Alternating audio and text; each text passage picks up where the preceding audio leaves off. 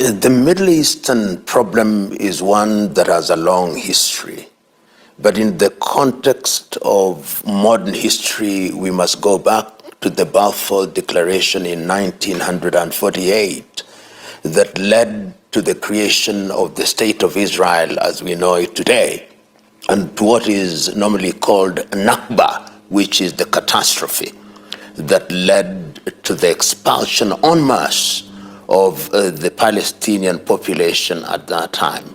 So if you want to understand what is happening in the Middle East, it must be understood in that context, and that is what has generated what we see today. So that the Palestinians have since 1948 considered themselves to be an aggrieved people. And the Israeli state, as we know it, has been on the defense, starting with the wars in 1948 and, of course, 1967 and 1973, and the two intifadas, the uprisings. So that you are talking about a Middle East that has been in conflict, pitting Arab countries and Israel. And that is what we see manifesting itself, culminating in the events of the 7th day of October, the year 2023, which has now given birth to what is the war in Gaza, and is one that is not going to be resolved as quickly as we want it to be resolved unless the fundamental and primary issues are dealt with.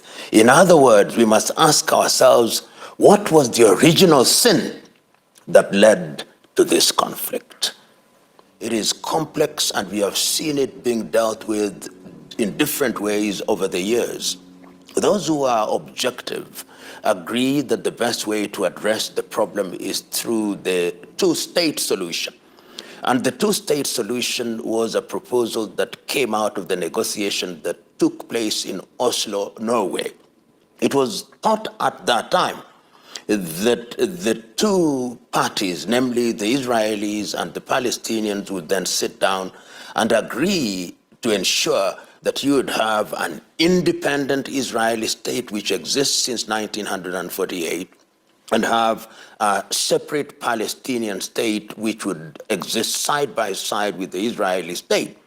But it has not been easy, because within the Israeli government, there are those who hold the view that the Palestinian state should not exist. And within Palestine, there are those who hold the view that Israel should not exist. So how do you reconcile these two extreme positions? And if you look to the history, people like Yasser Arafat, who was the leader of the Fatah function of what was called the Palestinian Liberation Organization, of the PLO, over time accepted that you could not eliminate the state of Israel. But there are extremists whose clarion call is that we must eliminate Israel. And you see that not only within the states, like Iran, which says, kill the Americans, kill the Israelis, like Hamas, like Hezbollah in Lebanon, like the Houthis in Yemen. That is their clarion call. And in such a situation, Israel is always on the defensive. So going forward, one must then agree that in order to ensure that sustainable peace is achieved, the only thing that we must do as the rest of the world is to midwife a two-state solution.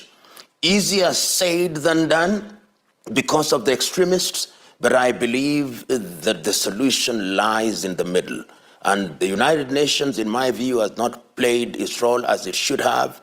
The Arab League has not played its role as it should have. The Americans, to the extent that they cast their lot with the Israelis, have also in many ways stood in the path of this particular realization. And it is time now that the world must speak with one voice, demanding only one thing: two-state solution. Two-state solution.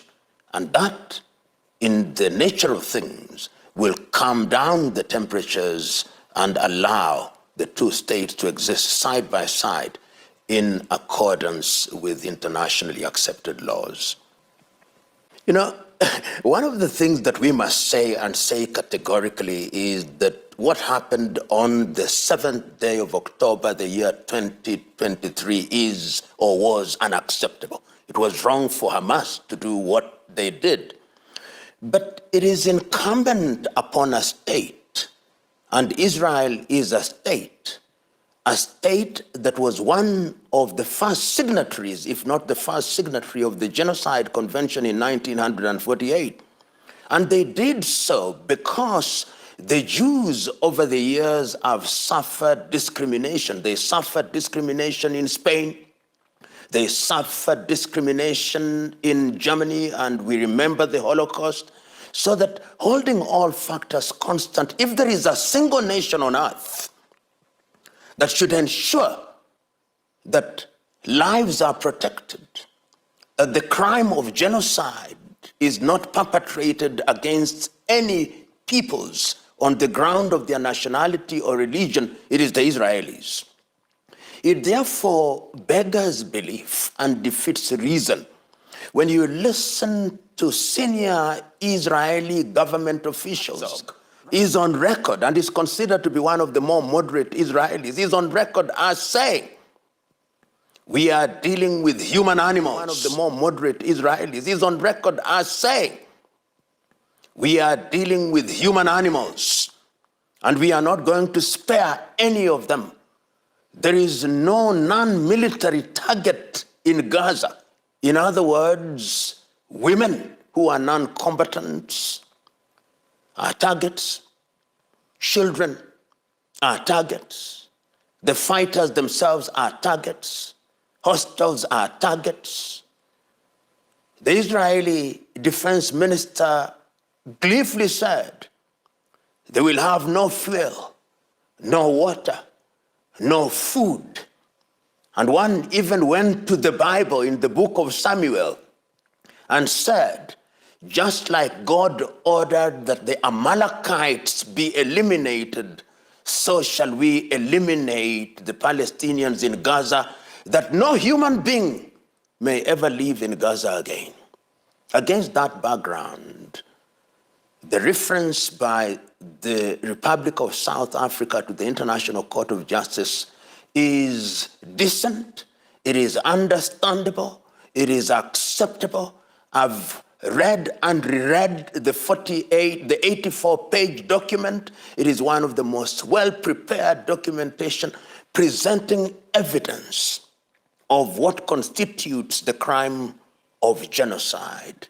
And I believe that all men and women of goodwill throughout the world should support that reference, because that is what international community ought to do in a civilized way, in ways that are recognized and acceptable by the Committee of Nations. I cannot understand Kenya. I would understand Kenya if they condemned the act of Hamas on the 7th of October. But for them to say that we support the disproportionate response by the Israelis is one that defies logic. I don't know what is pushing my beloved Kenya to say that, but it is time that we revised our position. And unfortunately, I hold the view that in matters such as this, it would have been better if the African Union, as the African Union, held an emergency meeting of heads of states and governments so that we have a common position. Because this is critical. It is critical for our trade. It is critical for our relationship with very many countries in the world. And a common African position would have been preferred rather than to allow individual countries to be manipulated and sometimes even coerced to take the positions that they have taken. And which positions fly in the face of logic. The busiest maritime routes in the world. You will remember in the year 1956, when there was the Suez Canal crisis, the international trade was disrupted in a fundamental way. And we have seen recently during the war when the Houthis in Yemen have said that they are not going to allow navigation in that area, particularly as regards seagoing vessels that are headed to Israel. And we have seen that it is not possible to get it right all the time, with the consequence that seagoing companies such as Maersk of Denmark have had to suspend almost 95% of their vessels from navigating through that route, which means that you are now taking a longer route. And if you are taking a longer route, it means that you increase the cost of insurance. It means the journey is longer. It means oil is going to become more expensive. And for those countries that are importing oil from that part of the world, it means, therefore, that the cost of living is going to be higher. And it is not something that we ought not to take very seriously, because the implications are dire and grave, and it will be evident in many countries in the continent of Africa, and indeed outside of the continent of Africa. And that is why, therefore, the UN has actually passed a resolution saying that the Yemeni Houthis should not interfere with maritime trade in that particular part of the world. But the Houthis, on their part, have said that we are, in fact, ensuring that international law is given its pride of place by the war and the continuous bombardment on Gaza being stopped. And we now know that it has brought into the conflict, to a certain extent, the Americans and the British, who have bombarded, as they say, it is very strategic precision bombing on the facilities on the ground, radar and other facilities in Yemen, and even in Sana'a, the capital. And the Houthis have said, we are going to respond. And our response is not going to be restricted to the region. It will be in whichever manner that we choose. The United States of America has always considered itself the policeman of the world since the 1945. And in many ways, they have said, we are the defenders of the free world. And of course, they are the ones who define what the free world is. We are the defenders of democracy. We have the largest economy. We have the largest army. We, in our estimation, are the strongest militarily on earth. And we, therefore, are the ones who are going to protect the world. And you've seen that the United States of America has, on many occasions, defied the UN. They have, on many occasions, defied the Security Council. They did that, as you know, jointly with the United Kingdom in the case of Iraq.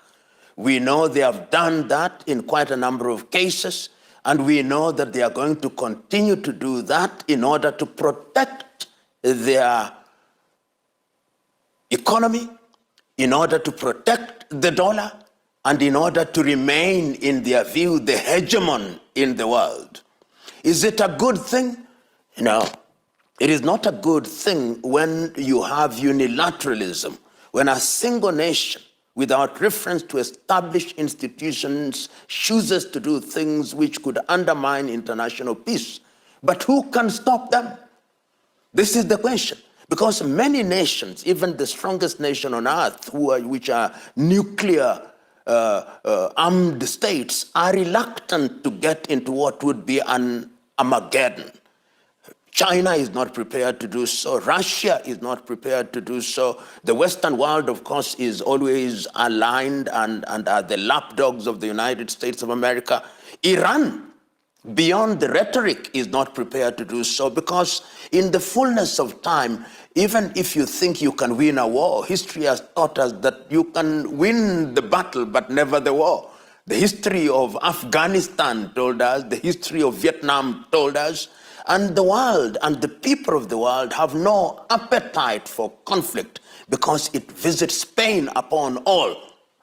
But the politicians and the military industry in the United States of America sometimes does not hearken to voices of reason. It does what it does with the consequences that are known to all of us. Bad consequences. The war is not only against the Israelis, but also against the United States of America and the UK. And remember, the clarion call of the Houthis is death to the Americans, death to the Jews. And remember, they also have allies in Hezbollah, which is based in Lebanon.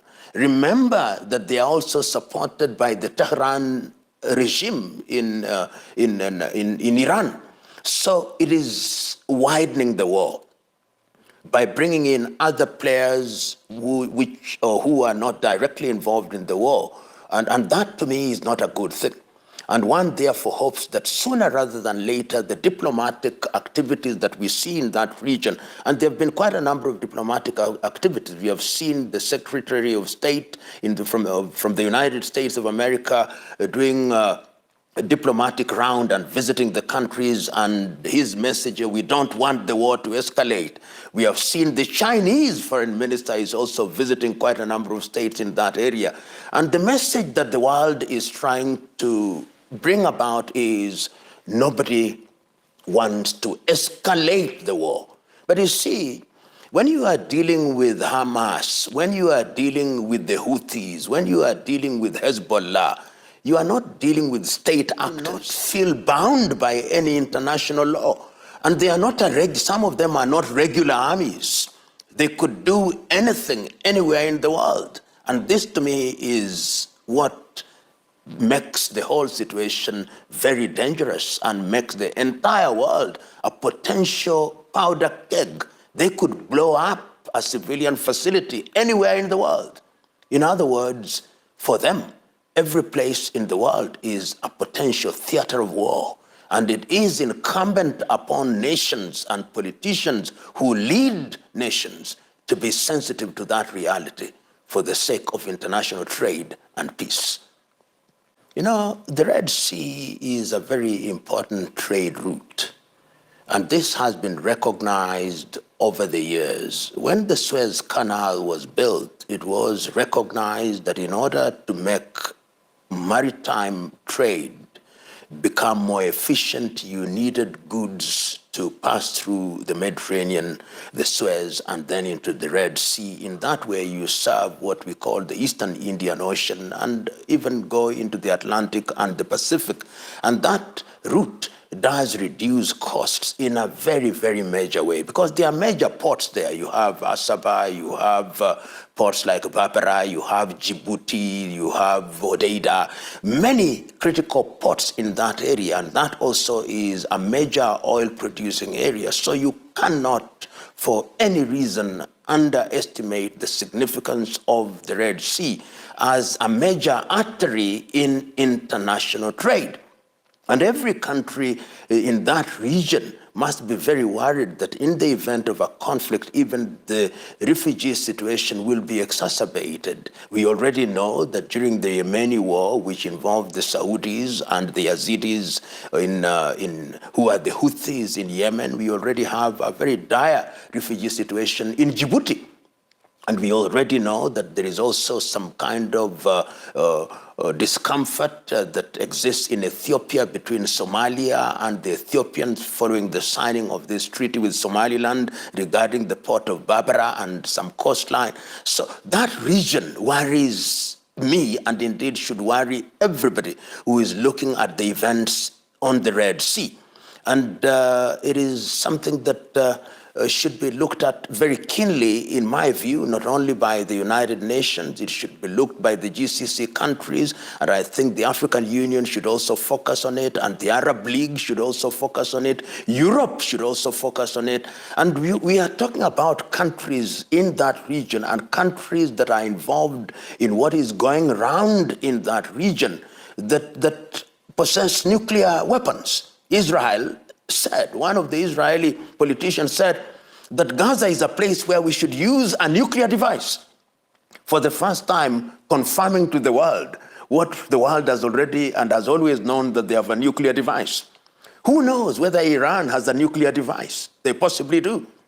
The British have a nuclear device. The Americans have a nuclear device. And it only takes a simple mistake to then ensure, and I'm using the word ensure deliberately, that the calm and quiet that obtains in the Red Sea is disturbed and disturbed for a long time. And this, I think, is why you see the flurry of diplomatic activity in order to de-escalate the conflict. But the rhetoric from Israel is not helping the situation. And as long as the Americans are urging them on and saying no ceasefire until we determine that we have completely degraded Hamas, we must remain worried. In matters such as these, to be neutral is to be dishonest. And we must condemn the acts of Hamas on the 7th day of October in the year 2023. But we must condemn also the Israelis for their disproportionate response.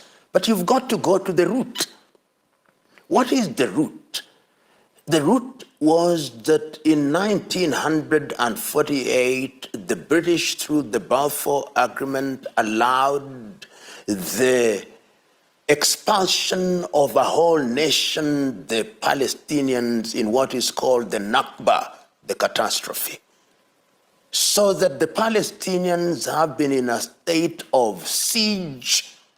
They have been in a state of occupation in the manner that African countries were colonized.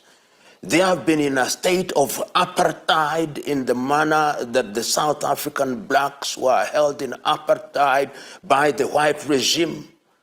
And I cannot help but support the Palestinians as a nation and as a people.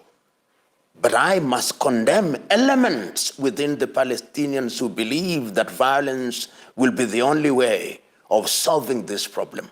So my personal sympathy is with the peoples of Palestine, and my wish is that we create an environment where the Palestinians will have a state of their own alongside Israel. And Israel, in my view, owing to its power that it enjoys today, is capable of facilitating the creation of a Palestinian state. Going back to Oslo and saying, let us have a Palestinian state on the basis of the 1967 boundaries. If that is done, we'll create a responsible state which is a full member rather than observer at the United Nations, which has international obligations, which, if it misbehaves, will then be dealt with like a member of the International Committee of Nations.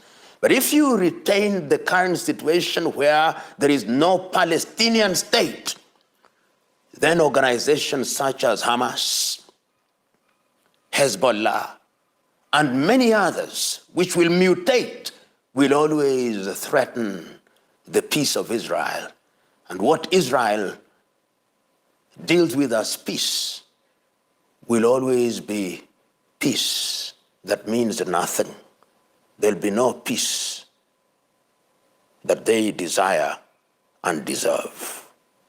In my view, therefore, two-state solution is the answer to this problem. The other time, if you look at the history of the world, the end of the Roman Empire was said to be the end of times. Then we had the Millerite end of time in the year 1844. Then we thought that the First World War would be the war that ends all wars. Then we thought 1945 would be the war that ends all wars. Let us remember that as to how and when the war will end is not known to all of us. Our duty is to be responsible, to know that man has now created weapons which are capable of making life on earth to be very difficult. And it is our duty, therefore, to ensure that we never use those weapons against any nation, and that, therefore, we should aim to ensure that we use institutions that we have created over the years to prevent war. The very reason why we created the United Nations in 1945 after the collapse of the League of Nations was that the world had no appetite for war. But we have seen what has happened since the creation of the UN. And there are many now who are saying that you need to reform the UN. that the UN, as it is now, is incapable of enforcing the decision that it makes. We have seen how resolutions have been ignored without consequence. We have seen how wars are being prosecuted, the statements from all these multinational organizations notwithstanding. And perhaps when the wars that are being prosecuted now end, or even before they end, it is the duty of the world to ask ourselves, what have we been doing wrong? What can we do, if not to eliminate war, to reduce war and conflict? Because the pain that it visits on human beings is intolerable.